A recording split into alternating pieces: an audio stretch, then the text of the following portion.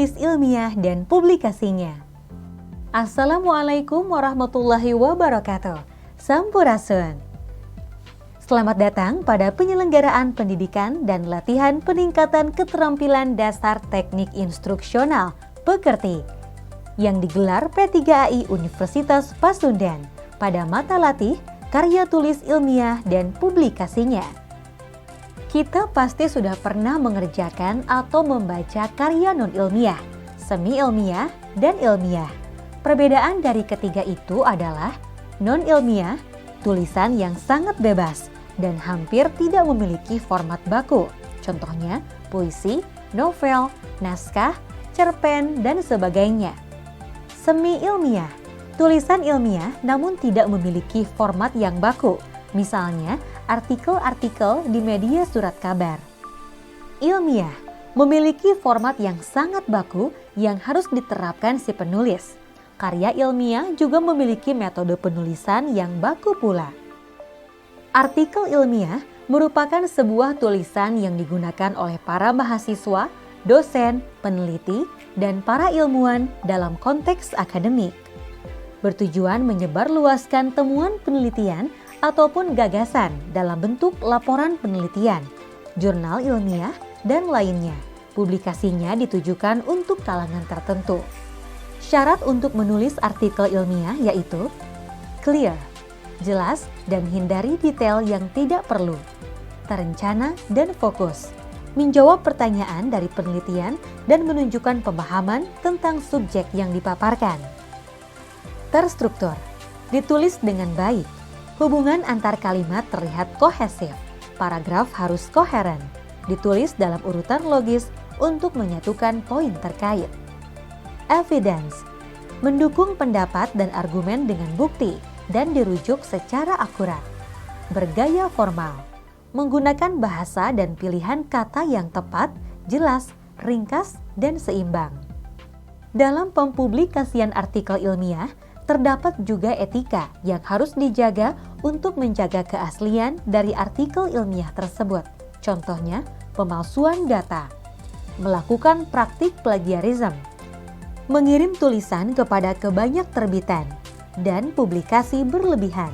Berikut adalah tabel dengan nama-nama penerbit yang terkenal di dunia.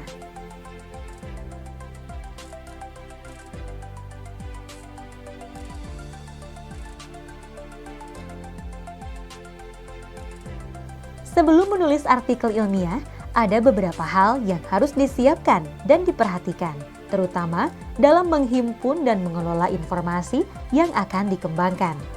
Ketersediaan referensi, kesulitan memilih informasi, keterampilan sistematis dalam mengelola referensi, serta menyimpan, menelaah, dan meringkas. Tahap selanjutnya untuk menulis artikel ilmiah adalah mengetahui struktur dari artikel ilmiah itu sendiri. Struktur artikel ilmiah meliputi judul. Gunakan judul yang ringkas dan informatif. Judul harus menunjukkan jiwa semangat, esensi, inti, dan menarik, karena akan dijadikan kata kunci oleh pembaca. Afiliasi. Cantumkan alamat lengkap lembaga afiliasi. Merefleksikan hak dan tanggung jawab peneliti serta hak kepemilikan dari lembaga tempat dilakukannya kegiatan yang dilaporkan. Abstrak, ulasan singkat atau ringkasan artikel yang memuat alasan atau tujuan penelitian dilakukan, pendekatan metode yang dipilih, dan implikasi dari temuan yang didapat. Kata kunci, menyertakan sekitar 5 kata kunci sesuai abjad. Daftar kaya pendukung yang digunakan sebagai indeks dari konten utama.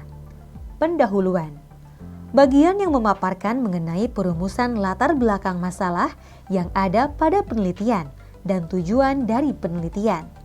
Setelah riwayat dan perkembangan topik, disebut state of art. Berikut adalah 13 poin dalam menyusun state of art.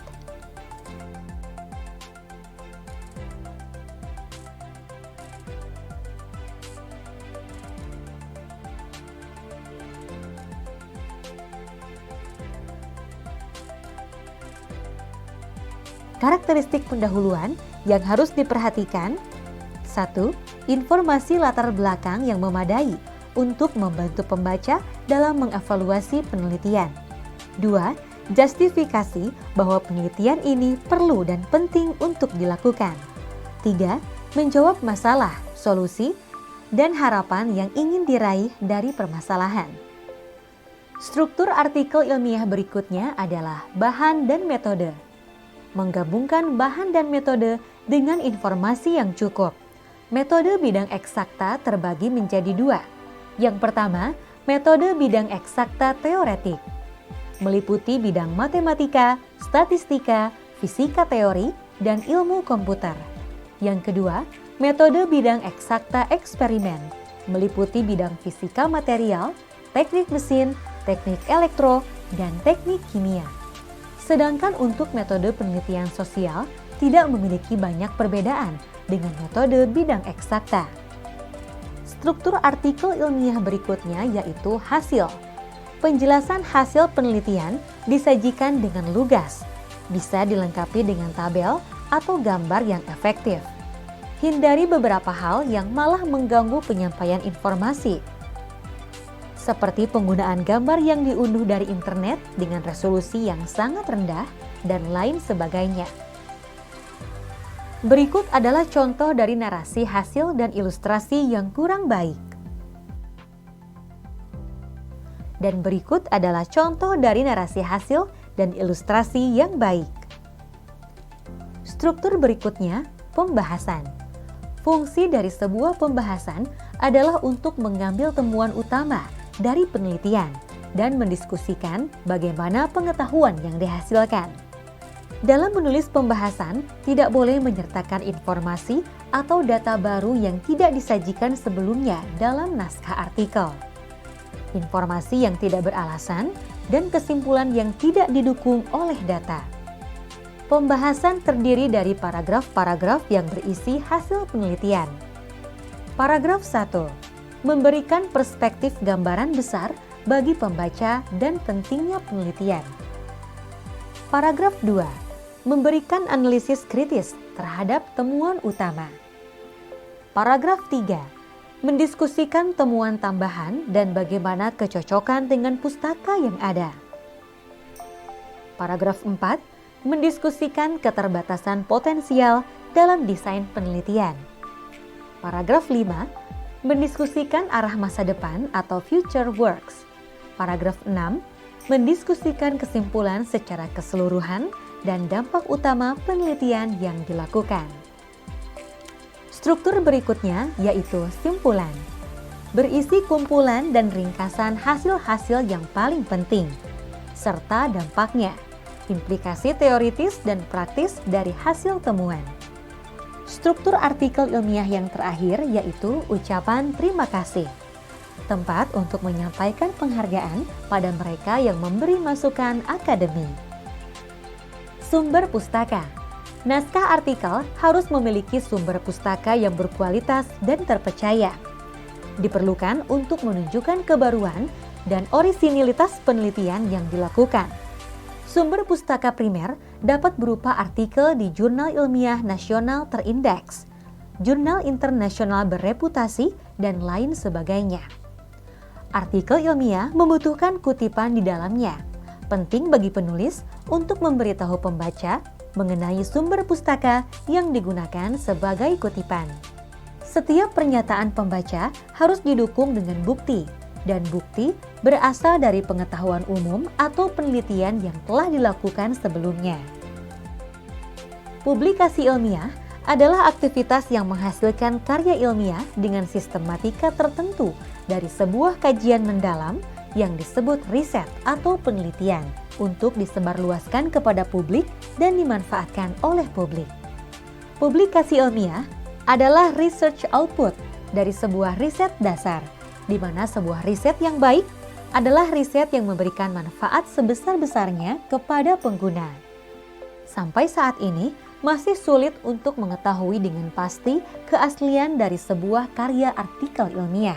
Tetapi, kita dapat memulai dengan membaca beberapa makalah penelitian yang relevan dengan proyek penelitian yang dilakukan. Membaca aneka review literatur ataupun makalah survei biasanya menyediakan informasi terkait. Untuk menghindari penelitian yang sama dengan orang lain, kita bisa menggunakan dan mencoba alat, teknik, prosedur, dan metode yang baru, menjelajahi hal-hal yang sebelumnya tidak diketahui atau terduga. Ada beberapa jenis artikel ilmiah atau jurnal yang telah dipublikasikan, contohnya Original Research Article, jenis makalah yang paling umum digunakan untuk menerbitkan laporan dari proyek penelitian. Short reports or letters. Ciri khas dari makalah ini adalah mengkomunikasikan laporan singkat yang diyakini editor akan banyak menarik perhatian banyak peneliti dan memiliki potensi untuk merangsang penelitian lanjutan. Review article. Makalah jenis ini memberikan ringkasan penelitian yang komprehensif tentang topik tertentu dan perspektif tentang keadaan suatu masalah penelitian dan arah ke depannya. Menulis artikel ilmiah untuk publikasi pada jurnal internasional tidaklah cukup hanya melakukan alih bahasa dari hasil riset kita.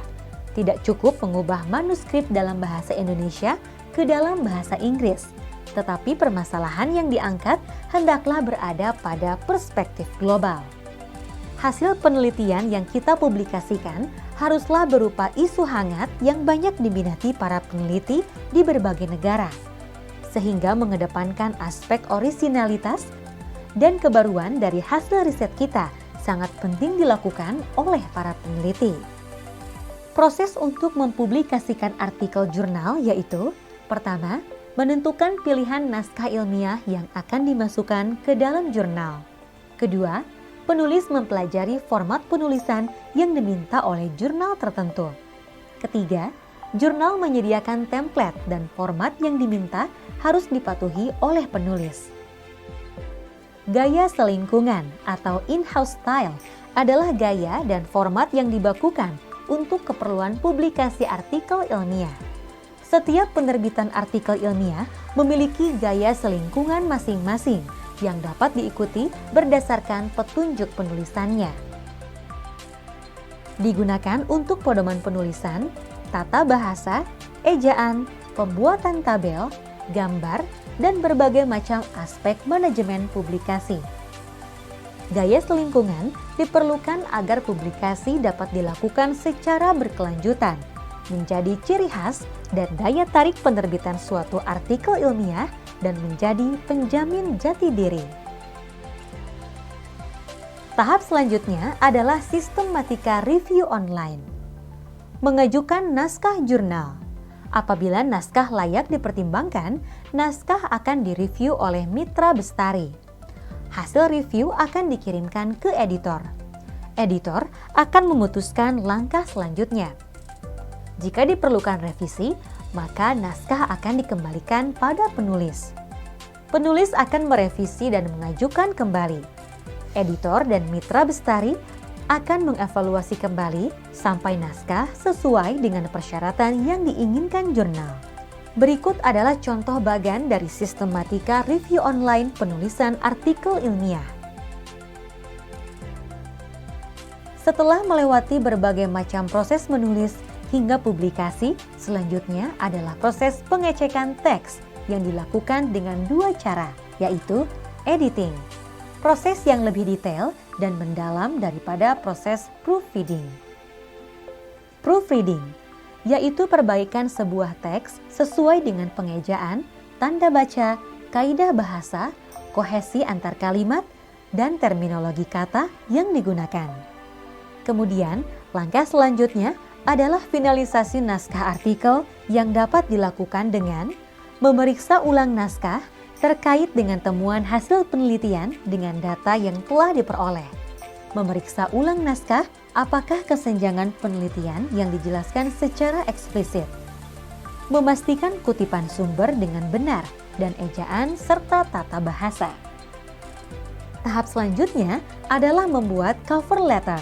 Cover letter atau surat pengantar yang disertakan pada saat penyerahan manuskrip. Berisikan penjelasan kepada editor tentang alasan mempublikasikan naskah. Setelah semua sudah diselesaikan dengan baik, naskah diserahkan secara online oleh penulis. Setiap jurnal sistem berbeda, tapi prosedur submit melalui online submission kurang lebih sama. Penulis juga berkesempatan untuk meningkatkan kualitas naskahnya dengan beberapa cara, salah satunya menanggapi komentar dari reviewers. Demikian, Anda telah mempelajari materi pendidikan dan pelatihan Pekerti pada mata latih karya tulis ilmiah dan publikasinya. Terima kasih atas perhatiannya. Sampai jumpa pada mata latih berikutnya. Wassalamualaikum warahmatullahi wabarakatuh.